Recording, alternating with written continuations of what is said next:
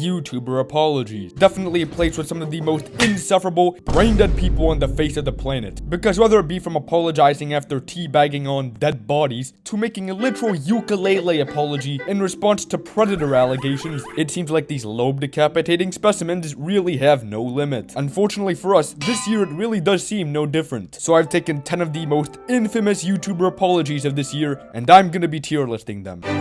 Neon. Now I'm pretty sure everyone here knows who this person is, notoriously known for faking his own death for clout and starting shit with people for his Kick livestream. And you know, lots of people criticize it, saying that it's bad content and that they don't like the way content is changing, or you have to ruin innocent people's days for views. But it is pretty funny to see this clown get the shit beat out of him. What are you? I'm Haitian. I'm Bayesian. You're Chinese? Haitian.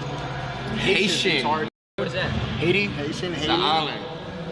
Why are you making that face? A place where there's no water, Haiti? Why are you making that face? However, amongst his pile of dog shit, he's actually made an apology video, which basically started when he joined a Zoom call with a 10-year-old boy. The 10-year-old roasted the shit out of him, where he called his girlfriend fat and threatened to beat the shit out of him. And you know, as the wholesome, family-friendly streamer that Neon is, he threatens to dox him and says he'll him in the ass until he bleeds. And out of this controversy came an apology video, which for what I can see actually kind of flew under the radar, because you know, unlike most YouTubers who try to make their apologies lengthy, maybe pet their dog for a little bit, crying, trying to fake some tears, he made his video a whole 1 minute long, where it was basically him very vaguely talking about what happened. I wanted to sit here and genuinely talk to you guys about what's been going on these past few days, but that was by far one of my worst things I've ever said or done, and I want to sincerely apologize for what I said. That was not something that comes out of a person like me's mouth ever. I don't know what I was thinking. I mean, when I saw this shit first, I had no clue what he was talking about. And I am 100% certain he only made this apology video because he was held captive at gunpoint by Kick, because he was temporarily banned, because it was just that much of a bad look for Kick. I guarantee you just a random Kick mod just told him, hold on, just make a quick apology video, vaguely try to save face for our platform, which is exactly what he did, and he was unbanned. Classic Kick L, but this is definitely not a one-off occurrence, saying that basically 0% of Kick bans go through, and saying that his apology has nearly a 90% dislike ratio. This video easily sets the standard for the rest of this list. F tier. Well, talking of setting the standard, but unironically, this has gotta be one of the most hilarious apologies I have ever seen in my life. So basically, a video from 2016 resurfaced of him beating up his ex Cassie in a hallway, and since this was practically irrefutable evidence of his heinous actions, this ended up leading to an apology video. But I make no excuses. My behavior on that video is inexcusable. I take full responsibility. Already starting off as bad as anyone could have imagined it. I actually hate when people say, I'm gonna take full responsibility, because they never do. Keep in mind, this was in 2016, and if you somehow think that he has changed for the better within the 8 years that this incident took place, first of all, put the baby oil down, as it is not for your safety. And second, I don't even know what the fuck to say. I was up.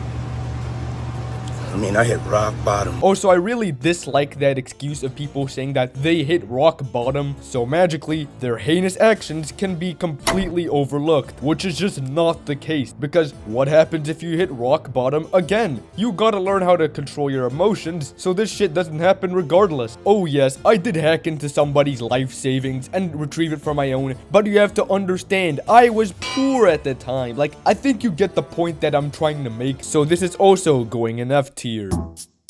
Master Oogway. Now, I'm pretty sure everyone here knows the lore, but just for a quick recap, Master Oogway was an infamous rage bait channel who was known for flooding the shorts algorithm with just complete brain rot. He also had non-shorts videos where he was openly putting up his unlikable display for everyone to see. Today, I'm going to be saying the N-word for the first time in my life. Guys, I'm so excited for this moment. 3, 2, 1, neighbors.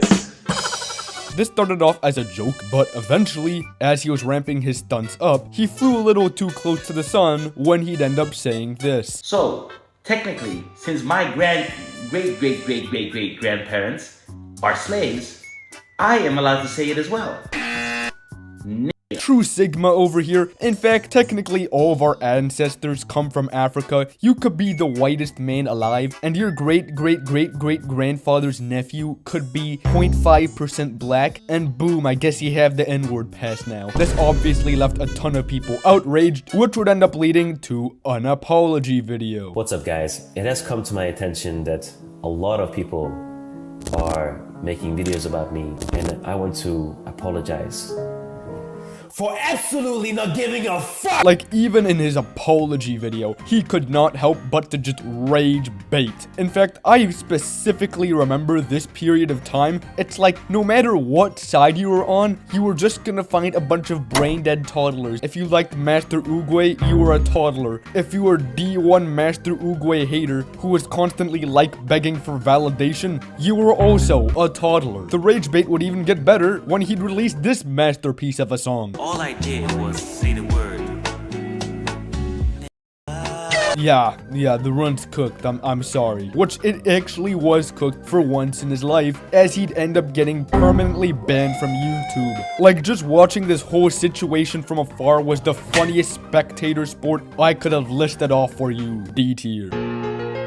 The Mannii Show. Being a channel with 14 million subscribers, this channel got into huge controversy last summer for purposely copyright striking channels down for criticizing their videos, as the Mannii Show makes Facebook mom-esque type videos that are very easy to roast, which made them a very big target in the commentary community. And once they started filing out those strikes, people were not holding back. They were not happy at all, as the videos on him went from damn that's a cringe loser to this creator's a fucking monster that needs to be smited off the platform. 13-second clip was enough to have the Mannii Show bring the hammer down with the iron fist on the channel. I mean, he's even got moist critical on his ass, which by this time most people were expecting a very clumsy corporate PR response saying, hey, well, they actually used my video for 5 seconds. Shut your But it didn't exactly turn out that way. Ahead of VidCon, I hired an agent to help me manage my monetization sharing, and they went beyond by filing a copyright claim on Ngwing's video and flagging some others. So as soon as we learned what had happened, we immediately contacted Ngwing to see the video, found no issue with the video, and contacted YouTube to reinstate the video and make things right with Ngwing. I immediately fired the agent. So it actually turned out no. In reality, he was just a nice guy who led a bunch of greedy corporate copyright managers to take care of his account. He also goes into past stories about how copyright has affected him as a TikTok creator. Because if you aren't aware, these are like the same people Speed uses. I mean, I was even sent this by Keyboy. He got a video to 1.4 million views just for it to be copyright striked by him. But I'm going off topic. Although this is by far the most beloved apology on YouTube, it still doesn't change that the Mannii Show makes extremely corny ass content that is designed as filler for the YouTube Shorts algorithm. A tier.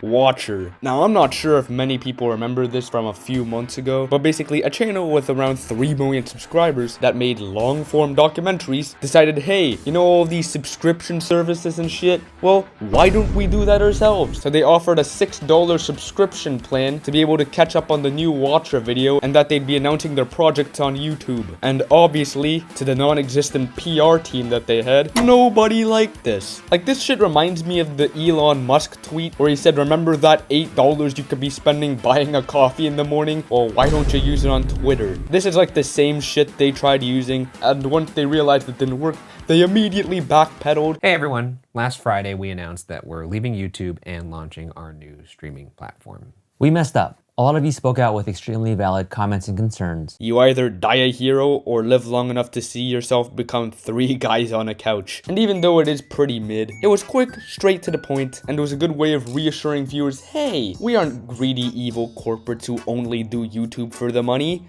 We do it for the passion, which is exactly why we tried to scam you out of a streaming service. Yeah! My only real problem with this video is that they said they're not getting enough money to supply their videos. I mean, previously, their shit was like 30 minutes long, and in the 2 months previously before the apology video, they were getting 12 million views, which for their channel I think is at least bare minimum 100k a month. But at the end of the day, who knows? B tier.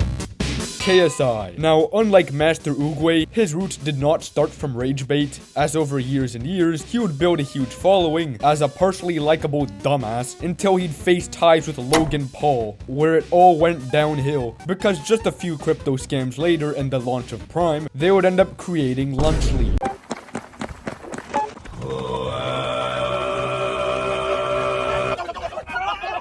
True masterpiece, by the way. I'm sure the 4-year-olds who don't even know how to speak watching your video are in awe right now on what just happened. But after Dan TDM made one single call-out tweet basically just saying that it was an unhealthy product that they launched and it provides zero benefit to his fans, KSI would end up posting a quote-unquote apology video. Hey guys, a lot's happened these past few days and I've had a lot of time to reflect. I want to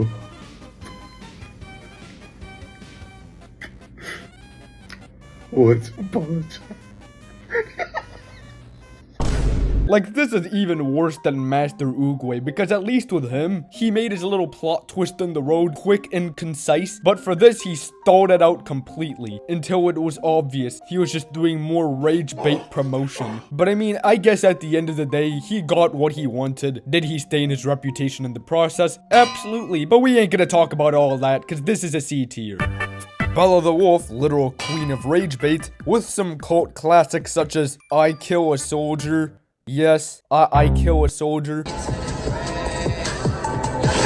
Which I don't know if I can even put up on my channel, because ain't no way I'm getting striked for playing a stupid ass Bella the Wolf video. But she'd continued this trend for a very long time, and would 3 weeks ago post an apology. Hello everyone, Bella the Wolf here. I want to sincerely apologize for recent behavior, which has caused significant harm and distress. I deeply regret mocking Islam and Christianity, as well as my involvement in actions that disrespect I'm also truly sorry for the continual. This is serious violation. Yeah, I'm not even kidding. Reading right off the sheet her legal advisor provided for her. Like, I can see those eyes moving alongside the Google Doc. Furthermore, I acknowledge the gravity of sacrificing animals and sending graphic content and death threats to others. These actions were completely unacceptable, and I take full responsibility. Then take responsibility. Like, ain't no way you're gonna tell me the same person who made a video, I kill a soldier, free Palestine. Like, I feel like I'm going way too hard on this rage bait. Big day for the 8-year-old rage watchers. She disrespected Technoblade, soldiers, Christians. Shut the fuck up. Leaking the phone number of a 10-year-old. I did this in self-defense. You know, she was actually getting me for like the good first minute of the video, but as soon as she said that this was self-defense, I was just like, hell no. For anyone who isn't aware, Bella the Wolf leaked the phone number of a 10-year-old, pretended it was hers, which again, since everyone hates her, literal death threats were just being sent straight to this little boy who had absolutely no fucking clue what just happened. Put my son, and here he is, that's Miles, put Miles' number on a Discord server, said that it was hers, and told people to call. Also, I don't think she's making any money off of this. So yeah, yeehaw, you got your 400k views now. Good luck going outside, F tier. The Gamer Palace, also known as Corey Kenshin's biggest glazer. If you aren't aware, Corey Kenshin sometimes has these long breaks between videos where he'll disappear for weeks, months, and for our case, over a year. As while he was gone, this channel started posting some extremely alarming stuff. Corey Kenshin finally returned. Now this information I came across might actually prove my very reasonable speculation right. So if you go to Corey Kenshin's Reddit, you can see right off the bat that Corey just hit 100,000 members, and this is a massive milestone. So I speculated Corey returned because he has to acknowledge the fact that he hit 100,000 members.